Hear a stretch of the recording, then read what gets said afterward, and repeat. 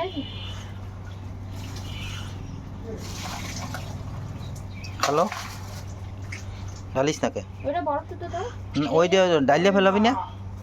এই আগে কুইটে নি না এটা কি থুয়ে দিবি? না করছো তাহলে ডাল ও বরফ সহকারে ডাল ওইটার ভিতরে। কোন দাবে না দাগাই তো। ওই লইট্টা মাছের উপর ডাল।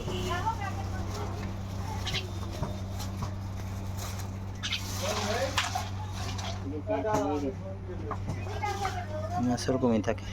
ওইটা ওটাইলে তো বরফ কিন্তু ডাল ওইটার উপরে। আরে ডাল থেকে কোন জায়গায় দেখ হোল্ডিং সরাই দাও।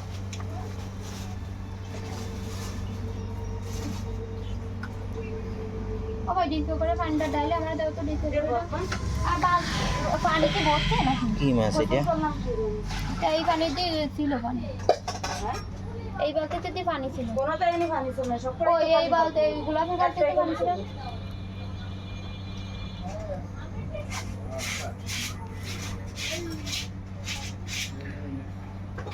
এরকম মাথা ফেলে দে না হয় হয় মাথা ফেলাই দেবো। কমা দাও তো মাথা ফেলাই দেবো আর ওই মাছটাকে কেটে ফেলো। ওই মাছটাকে কেটে ফেলো। ওই মাছটা আমি কাটতে পারি না আমার দিকে দেখেন আপনার এই জন্য করলাম তোর মার কাছে দি। মা ওই ধুয়ে আসুক ততক্ষণ আমি কাটতে পারবো দিয়ে আছে তোমার এইটার ভিতরে তো দিই মাছটা বরফের ভিতরে তাহলে কোন মাছটা ওই যে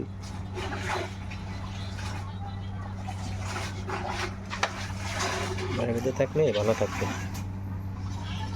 এটার নাম কি মাছ কাই কাদি? বোতল কোন না বোতল কঙ্কল না, এটা হলো অরিজিনাল জাতীয় মাছটা।